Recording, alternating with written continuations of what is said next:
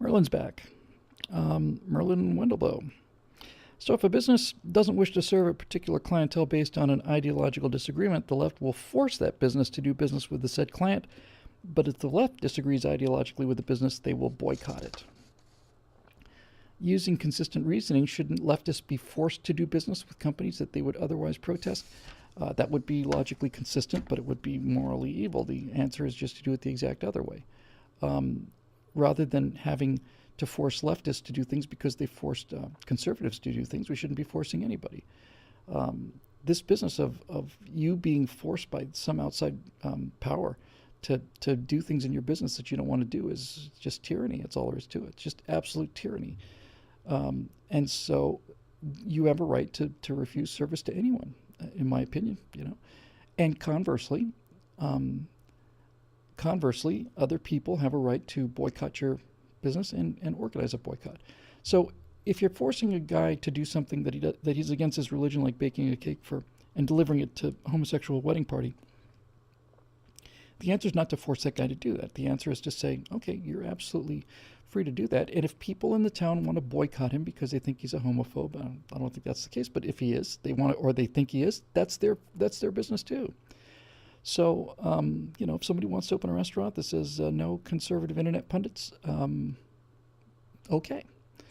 I don't go to that restaurant, and I might call attention to the fact that it seems a little bad. And this is the beautiful thing about this is if you're consistent on the side of non-coercion, you still get the results you want.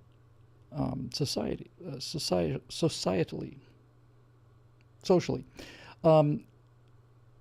If somebody wants to open a restaurant where they say we don't serve black people, we don't serve Mexicans, I think they should have a right to do that. However, if they do that, they're going to go out of business. And they're going to go out of business because not only are people going to protest it, but who's going to want to be seen eating at a place like that in this day and age? It's just not going to happen. So you can do this and do the right thing and do the moral thing and the fair thing and the free thing and not have to reintroduce so many of these evils. I don't know why this is so hard, but apparently it is. Just leave people alone. It's his business. He started it. If he can do whatever he wants with it. And if he wants to do something awful with it and something genuinely racist, that's his business too. It's his business. But if he does, other people have a right to say this is not consistent with their values. We're not going to go. We're going to encourage other people not to go.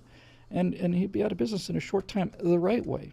He'd be out of business by being ignored by patrons for his personal political preference in terms of running his restaurant or whatever the case may be.